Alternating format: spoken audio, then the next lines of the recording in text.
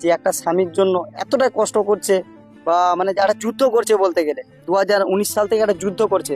তো এই যুদ্ধটাই সফল করতে গেলে বা সফলতা আনতে গেলে তোমাদের প্রয়োজন বন্ধুরা। তোমাদের কাছে আমি হাত জোড় করে আমি অনুরোধ করছি, ভিক্ষা চাইছি এই দাদাটাকে আর এই দিদিটাকে দিয়ে তাকিয়ে তোমরা একটু আগিয়ে আসো। তোমরা যদি এই ভিডিওটা যদি বেশি বেশি করে শেয়ার করো, বেশি বেশি করে শেয়ার করলে এমন কোনো মহান ব্যক্তির এখানে ভিডিওটা যদি পৌঁছে যায়, যে মহান ব্যক্তিগুলো যদি 5,000 টাকা করে সেন্ড করে 20 জন, অনেক টাকা হবে।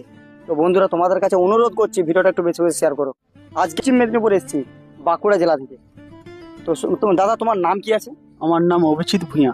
অভিজিৎ ভূঁইয়া। আচ্ছা দিদিভাই তোমার নাম? পাপিয়া ভূঁইয়া। পাপিয়া ভূঁইয়া। চাইছি যাতে আমি আবার চলতে পারি, আমার পা দুটি ফিরে পাই। আমি এভাবে বসে থাকতে চাইনি, অনেক কষ্ট হয়, প্রচুর কষ্ট।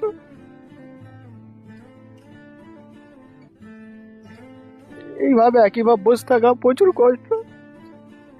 এই দীর্ঘদিন যারা চলতে পারে কাজ পাট করে, আমারই বন্ধুরা যখন কাজে যায় আমার দেখে বুকটা ফেটে যায় তখন।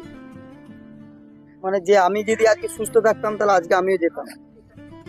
আমি যেতাম কাজে, আমার আমার স্ত্রী আমার মেয়েকে এত কষ্ট করতে হয়। একটা পূজা পার্বণ এলে সবাই সবার ছেলে মেয়েকে জামা কাপড় কিনে দিচ্ছে, যখন আমি কিনে দিতে পারিনি আমার বুকের ভিতরে প্রচুর কষ্ট, প্রচুর কষ্ট হয়। তো বন্ধুরা দেখতে পাচ্ছ যে তার কষ্টটা মানে এতটাই, আমি নিজে কথা বলতে পারছি না। আজকাল একটু ভিডিওটা বেশি বেশি করে শেয়ার করো।